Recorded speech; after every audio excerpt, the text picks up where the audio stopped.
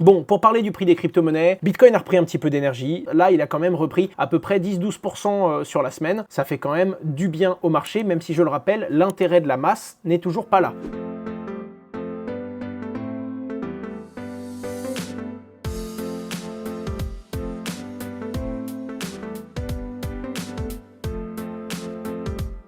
ARK et 21 Shares qui retirent le stacking de leur proposition d'ETF spot. Il y a une demande qui est très discutée en ce moment, c'est le fait d'avoir un ETF spot sur Ether. S'il y a un ETF spot, il y a de grandes chances que ça fasse pousser son prix à la hausse. En attendant, ce qui est très intéressant avec cette actualité, c'est qu'il y a des ETF spot et des ETF spot stacking. Et le fait que ce soit un ETF spot stacking baisserait les chances que le produit soit accepté par le régulateur américain. Voilà pourquoi ARK et 21 Shares retirent leur ETF stacking, leur demande d'ETF stacking. Pour moi, et c'est ça la vraie lecture derrière cet article, ce qu'on doit comprendre, c'est que les entreprises qui ont demandé un ETF sont en train de se rendre compte qu'il y a peu de chances que l'ETF stacking fonctionne, donc le fait de proposer des Ethers qui sont stakés, et donc ils vont simplement proposer l'ETF spot Ether pour commencer, pour, entre guillemets, je pense, simplifier l'acceptation possible de la SEC. Bref, voilà, c'est ça la lecture. Il faut comprendre que les entreprises qui demandent des ETF spot sont en train d'affiner leurs propositions, et je pense essayer de mettre toutes les chances de leur côté pour qu'un premier ETF spot, sans que les Ethers soient mis en stacking, donc avec un petit rendement en moins, mais soit accepté bientôt.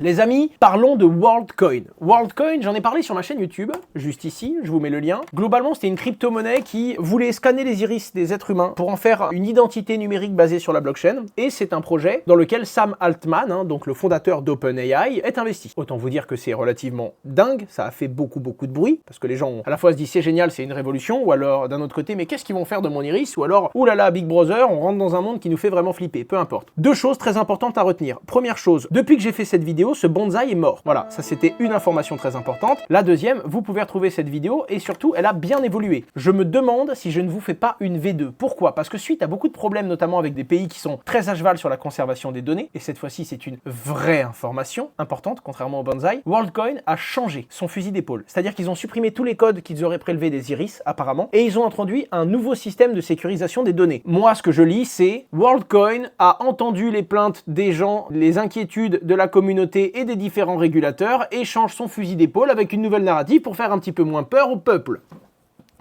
Excusez-moi, hein, je place les termes comme je peux, mais ce qui ne veut pas dire que c'est une mauvaise chose. Ce qui veut dire que c'est un gros changement. Ce ne serait pas une surprise que le projet reprenne un petit peu du poil de la bête et gagne un peu en énergie suite à ces différents changements. Bref, tout ça pour vous dire que le WorldCoin, depuis que j'en ai parlé, il était à 1,20$ je crois dans la vidéo. Il a bien performé. Quand il est arrivé à 3$, j'ai vendu. J'ai fait un x2 quand même sur ma position. J'étais plutôt content. Quand il s'est pété la gueule, je me dis ah tant mieux.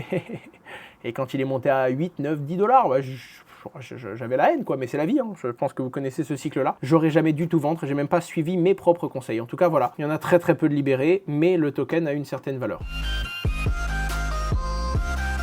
On a fait un document avec Meria, une étude sur les conseillers en gestion de patrimoine, et vous allez voir qu'il y a un décalage entre Madame Michu qui achète de la crypto et ce que font en réalité les conseillers en gestion de patrimoine et les conseillers en investissement financier. Et c'est relativement intéressant parce que là où il y en a certains qui nous disent il y a beaucoup moins d'intérêt dans les cryptos, c'est vrai, on constate, avec Meria on le voit, il y a genre 10 fois moins de nouveaux comptes créés sur la plateforme qu'il y en avait il y a 3 mois. Par contre, on signe un mandat sous gestion toutes les 48 heures. C'est comme s'il y avait un décalage en fait entre le marché pro et le marché perso. Bref, comme personne ne parle de cette industrie et comme les entreprises cachent un petit peu leurs résultats parce qu'elles ne veulent pas le partager à la concurrence, on a décidé avec Meria de faire tout l'inverse. On a fait un dossier, on a balancé nos chiffres, on a balancé nos constats, on a parlé de beaucoup de choses et on a essayé de donner, non pas pour les particuliers, mais surtout pour les professionnels et les CGP, tout plein d'informations qui peuvent leur donner envie d'investir et de se découvrir, entre guillemets, un intérêt pour les crypto-monnaies, potentiellement pour y mettre une petite part de leur portefeuille. On s'adresse aux professionnels de la finance, hein, pas aux particuliers, mais je pense vraiment que ça peut être intéressant pour vous aussi. Mais en tout cas, voilà, on a fait intervenir des personnes qui sont de grosses associations de professionnels et qui sont dans le domaine des conseillers en gestion de patrimoine, et on a évidemment fait ça avec Oakimvest qui a réalisé le dossier avec nous. C'est parti. Vitalik Buterin, le créateur des thèmes... Vitalik Buterin s'exprime sur l'évolution d'Ethereum, abordant le MEV, Maximum Extractable Value, et le stacking. Pour faire simple, et j'adore Coin Academy quand ils font ça, ils te mettent l'essentiel. Il étudie les possibilités pour améliorer l'impact du MEV, donc le fait que les validateurs vont traiter en priorité certaines transactions avec des frais en plus. C'est une bonne chose pour, entre guillemets, les validateurs et la rémunération de ce travail. Par contre, c'est pas une bonne chose dans le sens où ceux qui payent plus pour passer avant les autres, généralement, ils font des sales trucs dans la finance décentralisée. La deuxième chose, c'est qu'il observe les principaux obstacles du stacking et il se rend bien compte que 32 Ethers minimum par validateur, c'est compliqué. Et donc, il y a deux choses qu'il veut réduire. C'est premièrement le fait de mettre moins de 32 Ethers pour faire un validateur, mais également le fait que l'infrastructure, c'est-à-dire la machine nécessaire pour faire tourner un validateur, soit plus accessible, soit moins coûteuse. Ça donnerait plus d'accessibilité. S'il faut moins de machines puissantes et en plus de ça, moins d'Ethers, ça va décentraliser beaucoup plus le réseau. Kraken envisage de retirer l'USDT de sa plateforme en Europe suite à Mika. Pour faire très simple, ça risque d'arriver vite. Ça va être en juin ou en juillet, si je dis pas de bêtises. La plupart des plateformes européennes vont soit s'opposer à la régulation, soit délister l'USDT. Parce que techniquement, depuis la régulation Mika,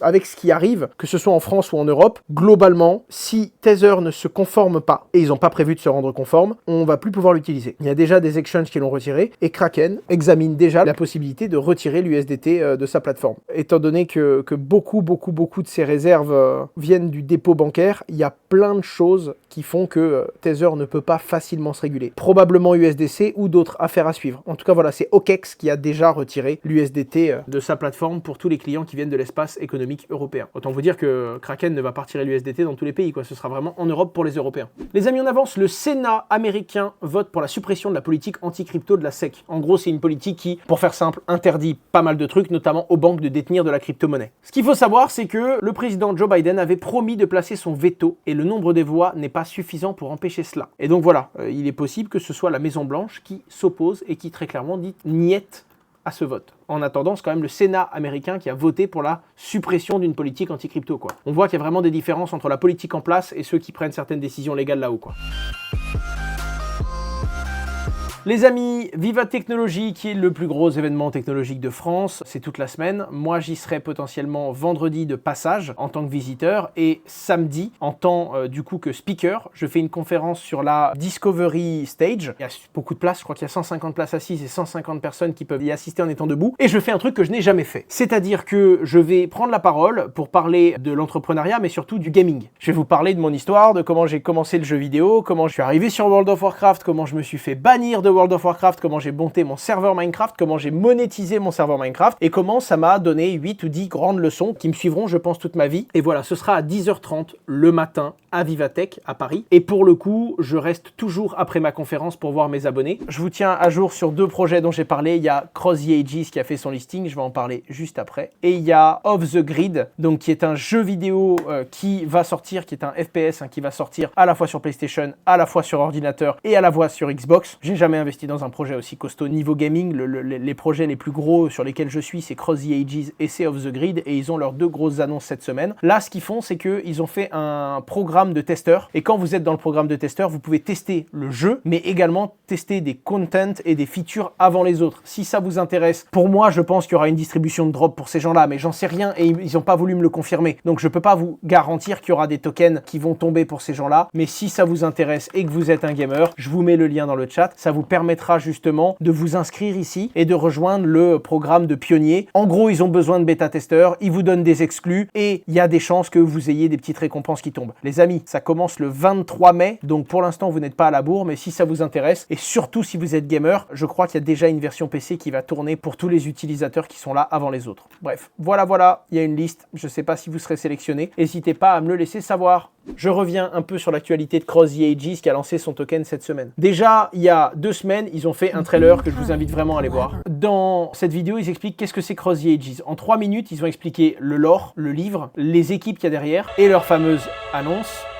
Arise, et c'est la deuxième chose que je vais montrer, qui est un jeu vidéo et qui est un RPG. On n'a pas encore tous les détails. Normalement, ça arrive d'ici la fin de l'année, mais Samy reste vraiment très énigmatique, quoi. Donc, j'arrive pas à avoir toutes les informations que je voudrais, et tant mieux d'ailleurs, sinon ça enlèverait tout le suspense. Mais en tout cas, voilà, ils vont aller plus loin que le jeu mobile, maintenant qu'ils ont leur lore, qu'ils ont quelque chose de bien établi, et qu'ils ont déjà une première communauté de gamers, ils passent à la deuxième partie du plan, un jeu vidéo. En tout cas, voilà, le token a été listé. Ils ont été listés sur beaucoup de plateformes. Ils ont tapé KuCoin, Bybit, Gate, HTX, qui est l'un de ceux qui produit le plus de volume pour le coup, c'est UOB HTX, Poloniex et Mext. Donc pour le coup, il y a vraiment pas mal de liquidités, il y a beaucoup de plateformes qui sont assurées, ça c'est cool. Déjà, ça fait que quand il y a des gens qui veulent vendre, ils vont pouvoir sortir facilement. Et on voit qu'il y a pas mal de volume, hein. Pour le coup, ça se compte en millions chaque jour. Donc affaire à suivre sur le long terme. Mais en tout cas, le token Cross the Ages est enfin live. Maintenant, on attend Arise à la fin de l'année. Et pour le coup, ce sera, je pense, la prochaine grosse étape et la prochaine grosse milestone.